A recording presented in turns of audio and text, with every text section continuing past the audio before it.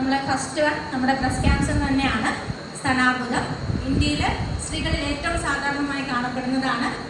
പ്രായം 50 മുതൽ 64 വയസ്സിൽ കൂടുതലായി കാണപ്പെടുന്നു എന്നേ ഉള്ളൂ. ശരിക്കും പറഞ്ഞാൽ 20 വയസ്സ് കഴിഞ്ഞവർ തൊട്ട് കണ്ടിട്ടുണ്ട്.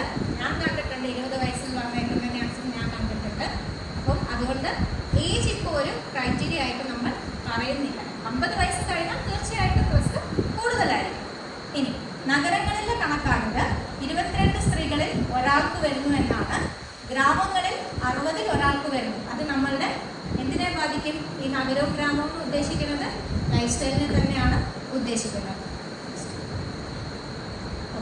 ഇത് നമ്മളുടെ അടയാളങ്ങൾ. ഒന്ന് മുഴ. മുഴ വന്നാൽ എല്ലാവരും ശ്രദ്ധിക്കും അല്ലേ? എങ്ങനെ അറിയാൻ പറ്റും മുഴ ഉണ്ടോ എന്ന്? പരിശോധിക്കണം അല്ലേ? അതിനെപ്പറ്റി പറയാം. നെക്സ്റ്റ്, ചർമ്മം മങ്ങുന്നു.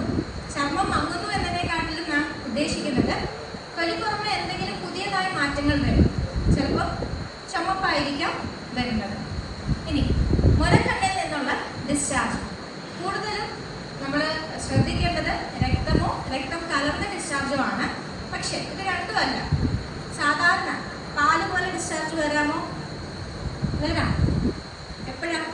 മുലയൂട്ടുന്ന സമയത്തല്ലാതെ പാലാണ് വരുന്നതെങ്കിലും അവിടെ നിങ്ങൾ ഇവാലുവേറ്റ് ചെയ്യണം. അത് മറ്റു ചില പ്രോസസ്സുകളുണ്ട്. എന്നിരുന്നാലും അങ്ങനെ ഒരു ഡിസ്ചാർജ് കണ്ടാൽ നമ്മൾ ഇവാലുവേഷൻ ചെയ്യണം. അതാണ് നമ്മളുടെ ഈ ഒരു അവയർനെസ് ടോക്ക് കൊണ്ട് ഉദ്ദേശിക്കുന്നത്. പിന്നെ മുലക്കണ്ണ് ഉള്ളിലേക്ക് വലിയുക. കൂടുതലും പ്രായമായിട്ടുള്ളവരെ ശ്രദ്ധിക്കാതെ പോകുന്നൊരു കാര്യമാണ്. ഒരു മുലക്കണ്ണ് ഉള്ളിലേക്ക് വലിഞ്ഞിരിക്കും. ചിലർ പറയുന്നതാണ് അത് പ്രായം കൊണ്ടാണെന്ന് വിചാരിച്ചു എന്ന് പറയാമോ?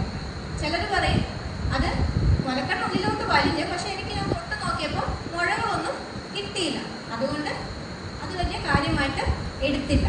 അപ്പം അങ്ങനെ ചെയ്യരുത്. ഇപ്പോൾ നമ്മുടെ മുലക്കണ്ണിൽ നിന്ന് ഒരു ഡിസ്ചാർജ് മാത്രമാണ് വരുന്നത്, അല്ലെങ്കിൽ മുലക്കണ്ണ് മാത്രം അകത്തേക്കാണ് വരുന്നത്, തൊലിപ്പുറമെ ഒരു എന്താ പറയുക ചുമപ്പ് മാത്രമാണ് വന്നത്, അല്ലെങ്കിൽ നീര് മാത്രമാണ് വന്നത്, നിങ്ങൾ തൊട്ട് നോക്കുമ്പോൾ മുഴയൊന്നും നിങ്ങൾക്ക് കിട്ടിയില്ല എന്ന് പറഞ്ഞിട്ട് നിങ്ങൾ ഇവാലുവേഷൻ ചെയ്യാതിരിക്കരുത്. ഇങ്ങനെ